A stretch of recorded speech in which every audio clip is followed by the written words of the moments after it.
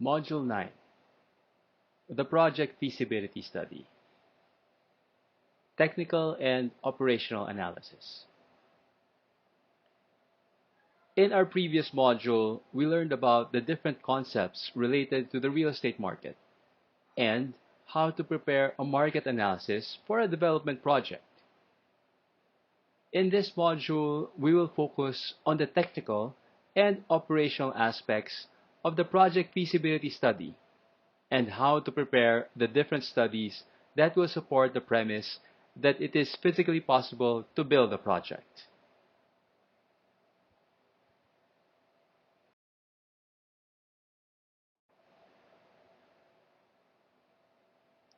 This module has the following objectives. First, to be able to define what a technical and operational study is and its purpose. Second, to familiarize oneself in the different concepts and aspects of a technical and operational study. And third, to be able to prepare the technical and operational sections of a project feasibility study of a particular development.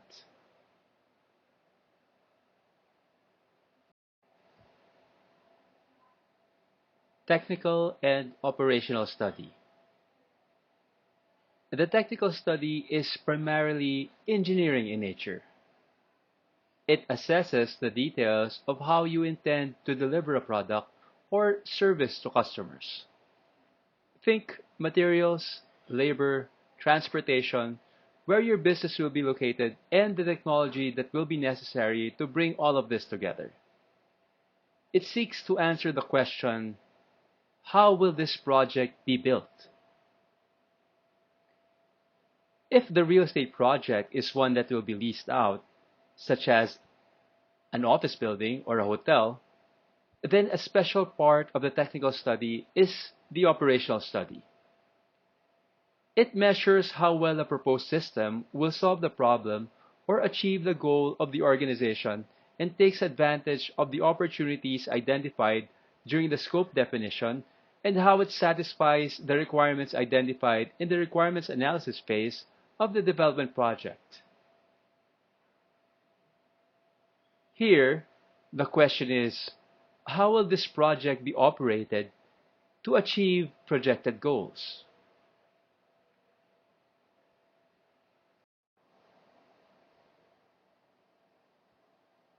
Prerequisites of a technical study. In order to commence the technical study, we must first have completed the following before we begin. First, site selected and found legally permissible.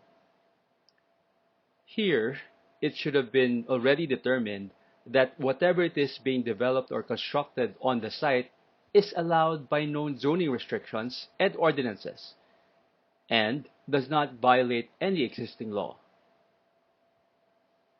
Second, HABU or Highest and Best Use Study has been completed and the type of project chosen. Here, we should have already determined the use that will provide the best return or profit. Third, a preliminary master plan or architectural or planning study has been prepared. This should have been done by an allied professional, either an architect or an engineer. It will be the subject of the technical analysis.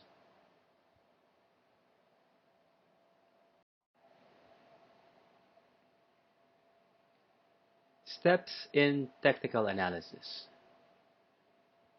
These are the general steps that must be followed when conducting a technical analysis of the proposed project. First, site analysis. Second, design requirements of the project. Third, construction requirements. Fourth, development cost estimates. And fifth, plan for the procurement of designers and builders and all other associated requirements. Optional steps are the following. If the project is income earning, you must also do an operational analysis. Also, If the project is deemed classified as an environmentally critical project or ECP, like a hydroelectric dam or a golf course, you must also conduct an environmental analysis. Each step will be discussed thoroughly in the next slides.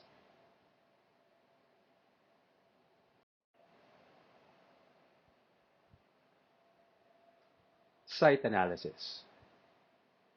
It is the preliminary phase of architectural and urban design processes dedicated to the study of the climatic, geographical, historical, legal, and infrastructural context of a specific site.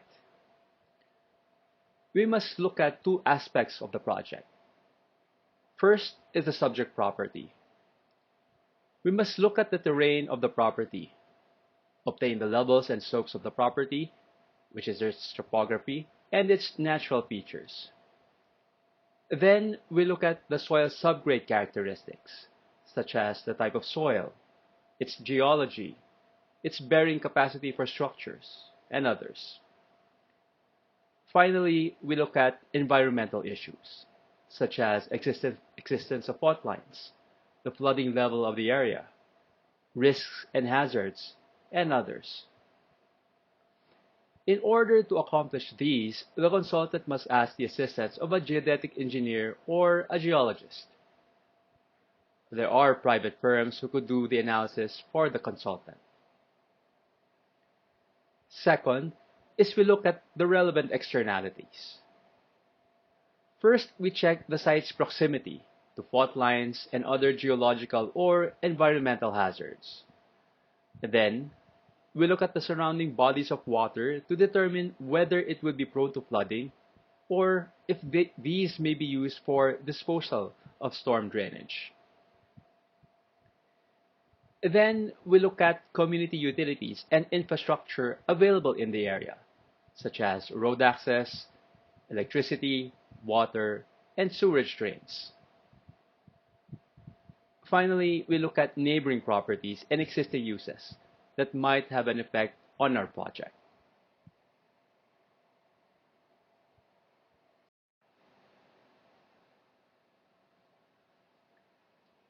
Step 2. Design requirements. Design requirements will depend on the nature of the project. It will involve assembling a multidisciplinary team. The consultant should already identify the type of professional disciplines needed and the respective scope of services. For land development projects, they are the geodetic engineers, geologists, urban planners, landscape architects, civil engineers, sanitary engineers, electrical engineers, and environmental planners.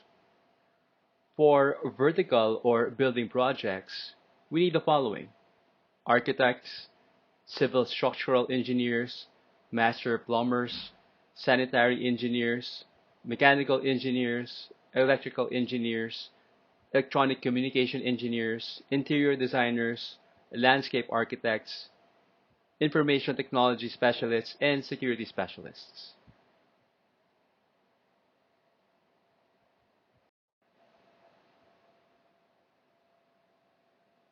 Step 3. Construction requirements. We must also determine the kind of work needed in order to complete the development project. For land development projects, we need the following: site clearing, earth moving, perimeter fencing, the construction of roads and pavements, the installation of sewer system, drainage system, water system, and the electrical system. For vertical or building projects, we need the following: site preparation, foundations, building structure, architectural works, mechanical works, electrical works, plumbing, fire protection, security features such as the CCTV system, the communications and administrative systems.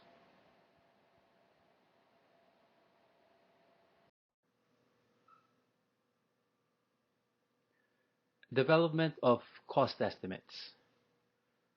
After identifying all the necessary works for the project, we need to make estimates on how much will be spent for each job specified. It could be broken down into the following. First is the fee estimates. Note that the development of the detailed scope of services of each design professional may not be absolutely necessary for the technical study.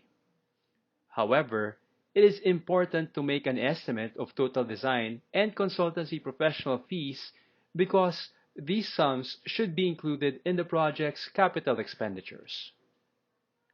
Second is the construction cost estimates. From the master plan, we must prepare a work breakdown structure or WBS. The WBS at this time is a summary of the principal elements that need to be built. The end result of this step is to develop a list or a checklist of all project elements that will involve cost.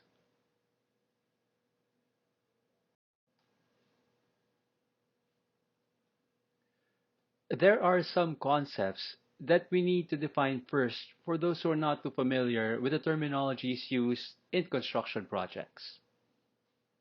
Costing. This is applying unit cost to the quantities.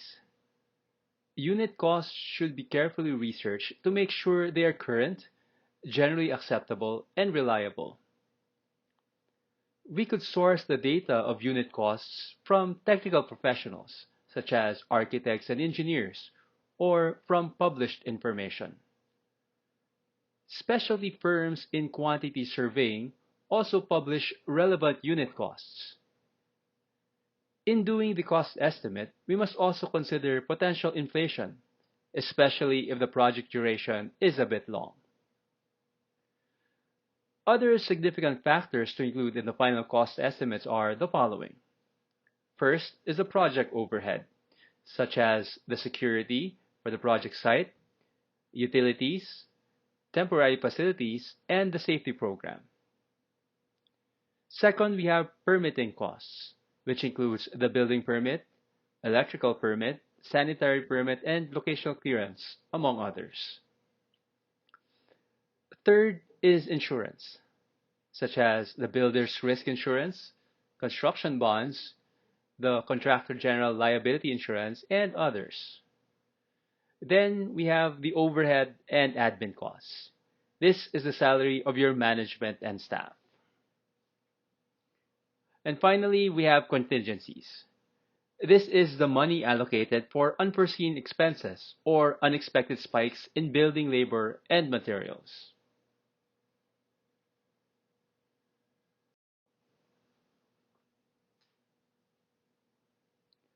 Step 5. The procurement plan. After the cost estimates have been completed, the next step is planning on how to source the necessary materials and manpower to complete the project. The procurement methods generally answers the following questions. First, how will the design consultants be selected? And second, how will the construction works be procured? We have several options. First, we could do it in-house if the developer is also a builder or contractor. Or second, we could outsource the works. We could employ the following in looking for what is needed in the project. First is we could do an RFQ or request for quotation from both the consultants and suppliers. This will entail a dedicated staff that will look for potential subcontractors and suppliers. This is by far the most common since most development firms have their own purchasing team. Second way is to hold a formal bidding process. This is often used in big development projects such as government projects, wherein several contractors are invited to bid on the project. Third is the cost plus method. Here, the contractor is paid based on the amount of materials used in the development by the contractor. The developer is the one who sources and pays for the materials used, and a management fee is added by the contractor for services rendered. The third option is a mix of both in-house and outsourced, which we call a hybrid. Here, the developer or owner sources and furnishes the materials, or OFM, owner furnished materials, and there are builders or subcontractors who supply the labor only.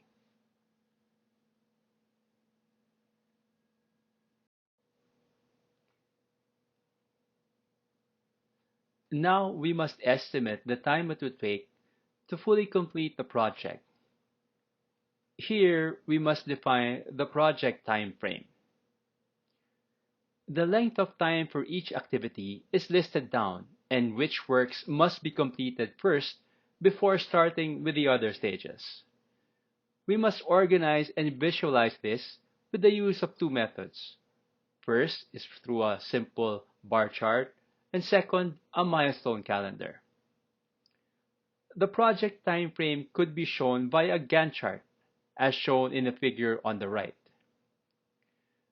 The schedule should also show the following.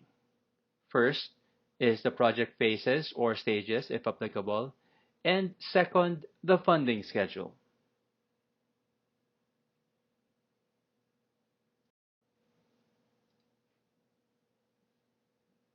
Operations analysis. There are two ways real estate developers make money. First is through the build and sell or development earning model. This is where the developer builds real estate for sale to potential consumers. This is what we usually see in common condominium residential projects in Metro Manila and nearby cities.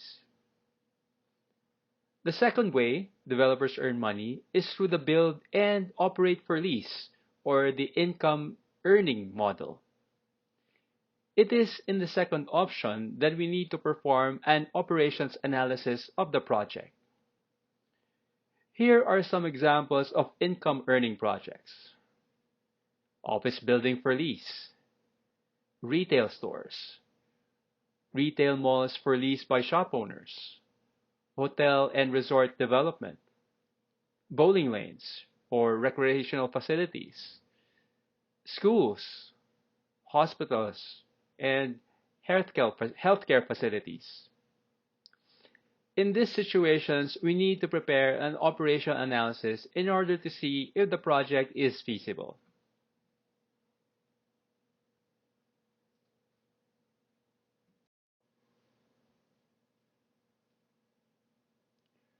Types of operating costs. We need to define the following in order to properly make an operational analysis of the project. First is direct costs. These are costs directly associated in producing the service. For example, for an office building for lease, we have to define the following: the cost for janitorial services, security services, utilities such as water and electricity, and probably the internet, maintenance and repair, insurance costs, depreciation, and others. Next, we have indirect costs. These are costs incurred as part of overhead and administration. For example, management salaries, legal and accounting fees, debt service, rentals for equipment and office space, and others.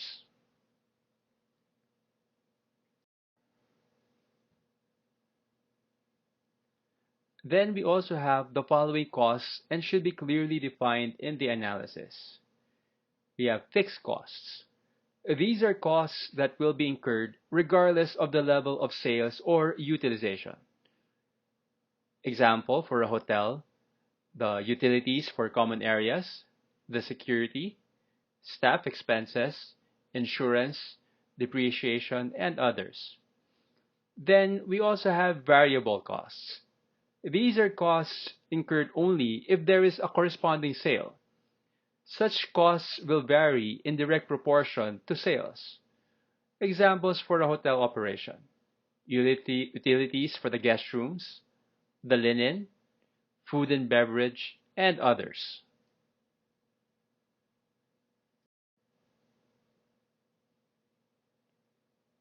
And this ends Module 9, the Project Feasibility Study, the technical and operational analysis. For further information, you could check out the following references. Thank you.